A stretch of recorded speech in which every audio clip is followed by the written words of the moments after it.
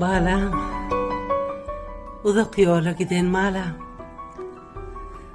Vah, sen geleceğini bilip, men şuun suratlarını diyorum. Kiçilik suratını taptım. Takıyanı fipap elim var. Sen kiçilik suratlarını, ficici tagamlarını bisirip koydum. Balacığım, şu takıyandağı bebekliğinde gelin kemlayma kayak koydum, hüvet edip çık. Vah balacığım, iyiyem yık çıktın. Ecin yadından çıkaraydın meya.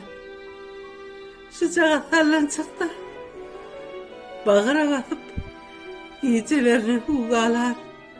Balacığım, iyiyem yık çıktı. Ben böyle yigit çıksana, vah kara gözüme dönen. Yigit çıksana sallanacağını ayıryan neler. Aşağıdan hirdiren vakit, kalpacın ilk ayırdan vakit. Balacığım, sana yeriyse, in var kovaryan, tağamlı bir vakir. Ececan, bana gelemde hükman, ficice tağam etkinin. Sana netlep, kursak çocuğa meyru atıyorum, vay. Balam, maşin dedi.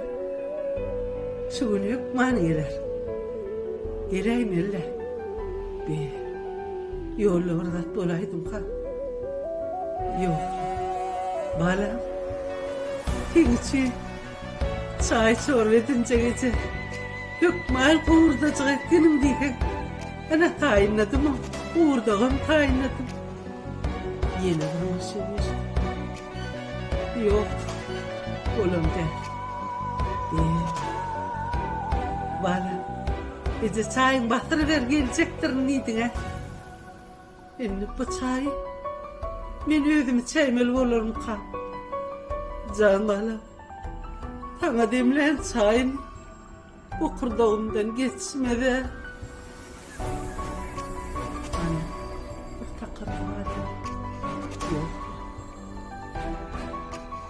Canlarım, yok, sensiz geçmez bu kırdağımdan. Nerede geçirdi? Ana geldi. Vah, inerim geldi, balam geldi. Gelinle mal geleydim ki. Ay yok, komşulara geç gitti. Komşun maşini yarlı. Yollu bir zat bulaydım kabalama. Zarmala. Yüreğime su etti ge. Zat vurulma oldu. Gelecek geldim. Yolu ara.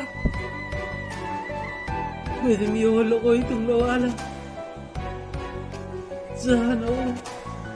Gelecek geldim. Geleyim ulan. Karlara koydun beni. Karlara koydun beni. Gözden akıp sil olan deryama koydun beni. Can balam, balam.